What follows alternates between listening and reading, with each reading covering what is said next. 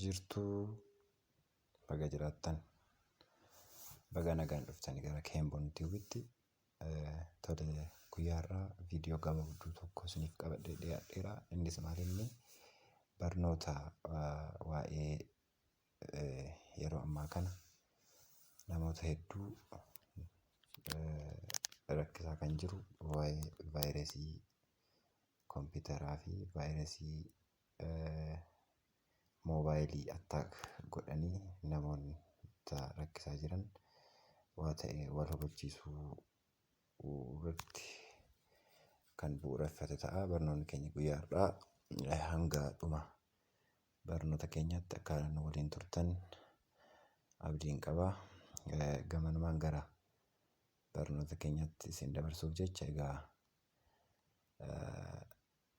innis maalinni waa'ee maalweerii yookiinis immoo vaayirasii kompiitaraa jechuudha. Innis maal jechuudha? Vaayirasii jechuun maalinni hiikamti vaayirasii maalidha? Miidhaan isaa hoo maali? Miidhaa yoo qabaate akkaataa kamiin akka inni nu miine gochuu dandeenya? Yoo nu miidhee jiraate immoo akkaataa kamiin beekuu akka dandeenyu wantoota kanneen wal dura duubaan waliin ilaalla. Hanga xumuraatti kan hordoftan abdii guddaan qabannis maaliifi namoota hunduma keenya iyyuu kan ilaallatudha. Namoonni hedduun keenya yuutuubii, intarneeta garaagaraa yeroo fayyadamnu vaayirasiin kun karaa warreen kanaa nutti seenee kompiitara keenya, moobaayilii keenya, taabii keenya wantoota intarneetii ittiin fayyadamnuu fi intarneetii osoo ittiin fayyadamanis immoo kanneen akka filaashaa maal kana gaafas akkaan vaayirasoonni bifa kanaan illee seenanii maateriyaala yookiin immoo kompiitara keenya yookiin moobaayilii keenya nu alaatii daamejii gochuu waan danda'aniif wantoota kanarraatii akkaataa kamiin irraa of qusachuu akka dandeenyuu fi maloota ittisa isaaniis hamma ta'e kan waliin ilaallu ta'a. Egaa vaayirasiin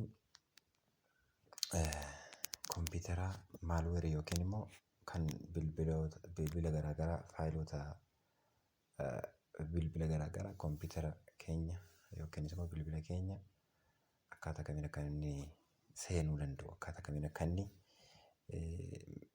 karaa kamiin akka inni seenuu danda'u yoo ilaalle egaa faayilota garaagaraatti yookiinis immoo waan nuyi osoo nu hin beekin itti maxxanee faayilota itti maxxanee intarneetatti gaafa bannu karaa intarneetaatiin itti maxxanee seenee faaluudha. Yookiinis immoo karaa sana kan inni itti maxxanee yookiinis immoo fakkeessee waan sirrii fakkeessee kan inni faalu jechuudha vaayirasiin kun. Vaayirasiin karaa biraa vaayirasiin kun sooftiweerii adda addaati yookiinis immoo sooftiweerota garaagaraa itti maxxane. Vaayirasiin akkuma beekamu ijaan hin argamu. Sooftiweeronnis immoo akkasuma intangibiliidha. Kanaaf isaan itti maxxanee kanneen akka woordii dookimentii fa'aa ta'uu danda'a. Sagantaalee yookiinis immoo dookimentoota garaagaraa, fooldaroota garaagaraa yeroo bannu inni keessa mancaa jechuudha. Yeroo sana akka ka'ee babal'ata keessa deemee kan inni kompiitara keenya yookiin immoo moobaayila keenya miidhuu jechuudha. Inni kan biraan neetwoorkii fi intarneetii dabalatee karaa filaashii, karaa meemorii kaardii fi karaa CD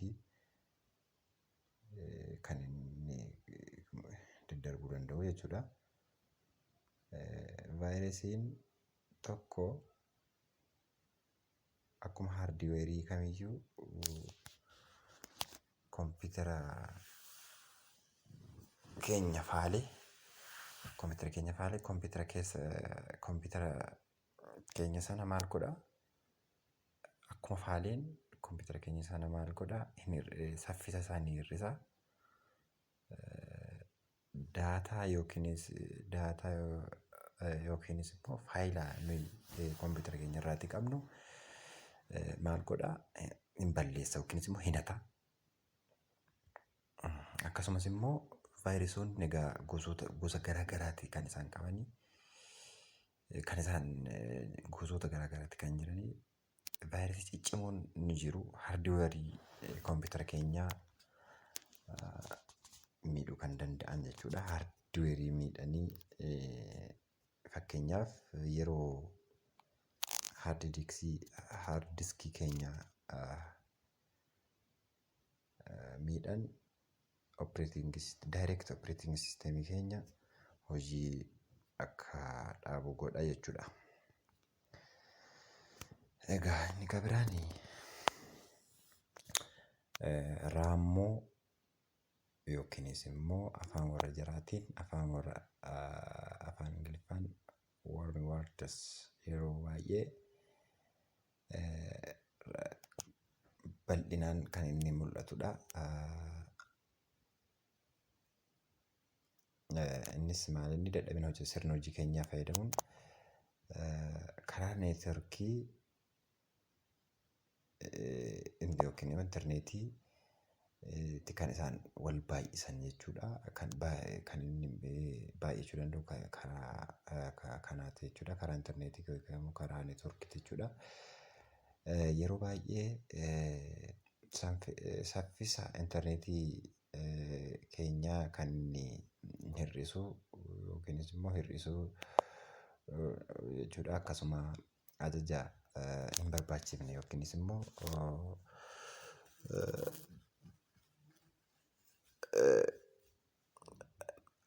ajaja hin barbaachifneen yookiin immoo piroosesara kompiitara keenyaa garmalee fe'anii kompiitara keenya saffisa isaanii ni hir'isu jechuudha. Wortisoonni kuni raamoon kun yookiinis immoo vaayirasiin kun vaayirasii irraa adda kan ta'an raamoon vaayirasii irraa adda kan ta'an gargaarsa namaa malee weeraruu bakka jechuun namarraati homaallee gargaarsa kan isaan hin barbaanne karaa imeelii garaagaraa yookiin immoo karaa imeelii kompiitara keenyatti buufamuu danda'u. Fakkeenyaaf amma imeelii garaagaraa gaafa kompiitara keenya irratti loogiin goone seennu imeelii sanarraa vaayirasiin kun gara kan keenyaatti manca'uu ni danda'a jechuudha. Dhiibbaa guddaa qaba imeelii illee daddabarsa warreen kanaaf jechuudha.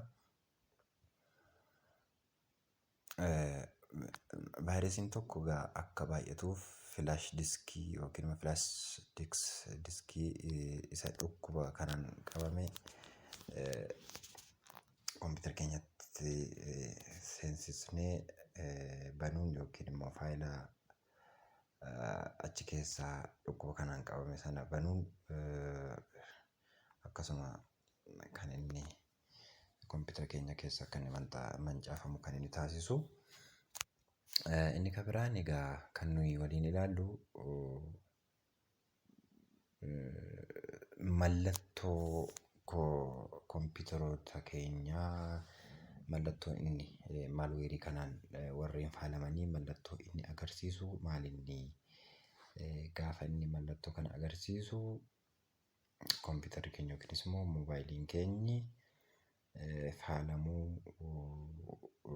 maalweerii kanaa yookiin vaayirasii kanaatiin faalamuusaa kan hubannu mallattoolee garaagaraatu jiru. Mallattoolee sana gaafa kompiitara keenya irratti argine gaafa moobaayilii keenya irratti argine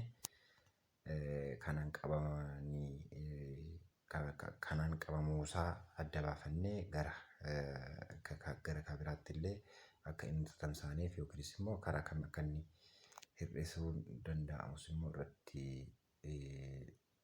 fala barbaaduutu mala jechuudha. Miidhaa fi mallattoon maalweerii fidu yookiin immoo akka gosa maalweerii gosa kompiitaraa sirna hojiitti fayyadamuutti garaagarummaa sirna hojii inni itti fayyadamu garaagarummaa guddaa qaba. Garuu yeroo baay'ee kompiitara tokko yeroo maalweeriin haleelamu maal ta'a mallattoolee garaagaraatti kan inni agarsiisu. Innis mallattoon kun mallattoon jalqabaa inni agarsiisu maalidhaa? Saffisa kompiitara keenyaa inni hir'isa. Bakka saffisa isaa yookiinis immoo ispiidii yookiin maal jedhama kabiraa gaafa waa ta'e tokko bannu dafee akka inni hin banne taasisaa. Pirooses dafee akka inni hin goone kan inni hir'isu jechuudha. Saffisa intarneetii hir'achuu yookiin immoo saffisni intarneetii nama tajaajila intarneetii kennuudhaan akka inni hin uumamne mirkaneessuu qabna jechuudha. Inni kan biraan weeb biroozerii keenya haaromsuu. Weeb biroozerii keenya haaromsuu yeroo jennu faayiloonni maqaa adda addaatiin beekamtii keenya malee uumaman faayilota dhokatanidha jechuudha. Osoo nu hin beekin ofuma kan inni faayilota garaagaraa yookiinis immoo maqaa adda addaatiin beekamtii keenya malee kan inni uummatu jechuudha. Inni kan biraan mallattoo kan biraan inni agarsiisu yeroo mallattoon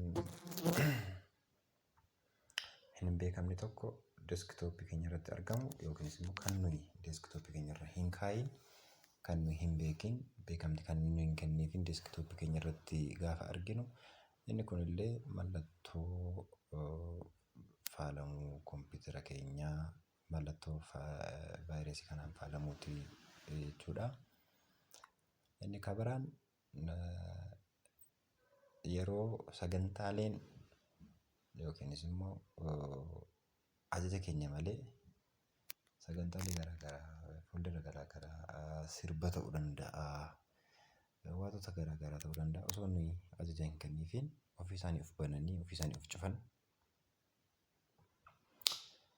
ofii isaanii banamu ofii isaanii cufamu. Inni kunis illee mallattoo maalweerii faalamuu kompiitarotaati jechuudha. Imeelii nuti hin ergin yookiinis immoo imeelii tokkoyyuu kan nuyi hin ergin gaafa kompiitara keenya irratti arginu karaa imeelii kanaatiin mallattoo isa tokkodha jechuudha. Inni kan biraan halluu deeskitooppii keenya maal godha ni jijjiira. Halluu inni duraan keenya osoo hin taane halluu kan biraatiin kan nuyi arginu jechuudha. Jallisee kan inni kaa'u kunis immoo mallattoo isa tokkodha jechuudha. Inni kan biraan maal inni ammas mallattoo inni kan biraan maal inni sagantaan tokko yoo hin banamne yookiinis immoo keessattuu kanneen akka taaksii manaajarii yoo hin banamin kompiitara keenya qabamuu isaa kan inni ibsu jechuudha. Yookiinis immoo kanneen faayila tokko yookiinis appilikeeshinoota tokko sooftiweerii tokko gaafa nuyi bannu yoo hin banamin ta'e kan duraan banaa ture kan duraan nu dalagaa ture yeroo booda banuu didu rakkoo kana akka inni ta'e hubachuu dandeenya jechuudha. Tole egaa mallattoo isaa akka kanaan erga ilaallee booda of eeggannoo nuyi taasisuu qabnu immoo maal inni tarkaanfii nuyi fudhachuu qabnu maalweerii kanarratti yookiis vaayirasii kanarratti maal inni kan jedhu kan nuyi waliin ilaallu jechuudha. Of eeggannoo maalweerii osoo kompiitara keenya hin faaliin dura of eeggannoo barbaachisaa gochuu qabnu yookiinis immoo hir'isuun akkaataa kamiin akka danda'amu ni ilaalla jechuudha. Maaliif jennaan erga keessa seenee yookiinis immoo erga keessa galtee miidhaa geessitee booda duubatti deebi'uun baay'ee rakkisaa waan ta'eef of eeggannoo gochuun filannoo hundarraa gaarii akka ta'e kan inni ibsu jechuudha. Of eeggannoo akkamiin gochuu qabna yookiinis immoo of eeggannoo nuyi taasisuu qabnu maalinni yeroo hundaa maal gochuu qabna antivaayirasii kompiitara keenya irratti yookiinis immoo moobaayilii keenya irratti kan nuyi caanuu qabnu jechuudha yookiin immoo fe'uu qabnu antivaayirasii yoomiyyuu kompiitara keenya irra jiraachuudha kan inni malu. Inni kan biraan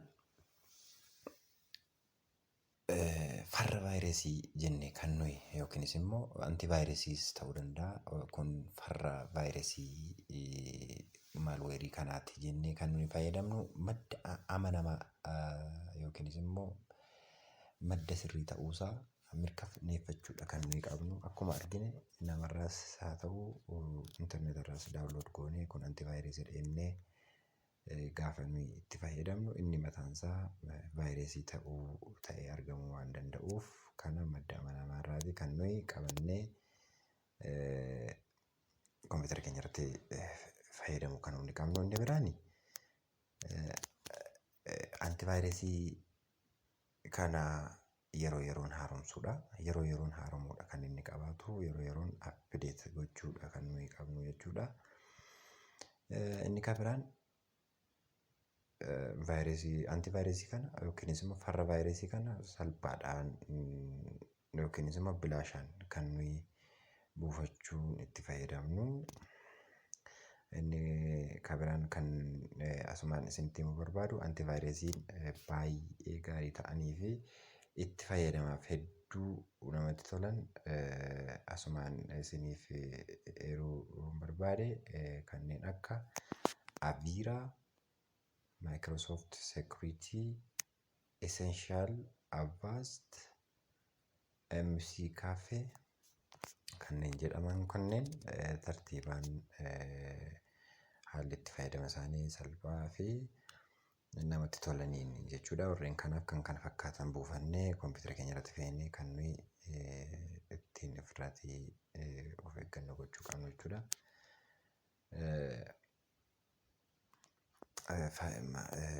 Sooftiweeriin ammaan dura isiniif hime kun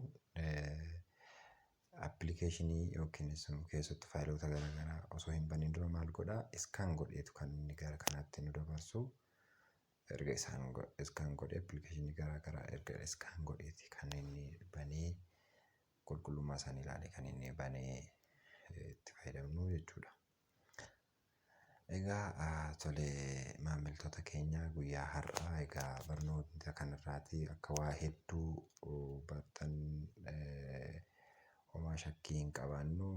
Kun nama hundaa kan ilaallatu waan ta'eef egaa akka moobaayilii keenya hin miidhamne akka kompiitara keenya hin miidhamiin duraan dursinee kan nuyi of eeggannoo gochuudha qabnu warreen kanaa fi kana kan fakkaatan hamma beeknu walitti himneeti kan inni jirru gara fuulduraatti kanaan fi kana fakkaatan wanneen wantoota kan biroo nama bashannansiisan nama barsiisan jennee qabannee hamma walitti deebinutti nagaan turaa deebanaa. Namoonni maatii hin ta'iin Keemboon Tiyuub jettanii namoonni Keemboon Tiyuub eebiif maatiin ta'iin egaa asumaan akka maatii nuuf taatanii akka nu jajjabeessitan akka nu cinaa dhaabbattan gama namaan dhaamsa keenya dabarfannee nagaa isinitti dhaammannaa nagaan turaa. Ciao, bye bye.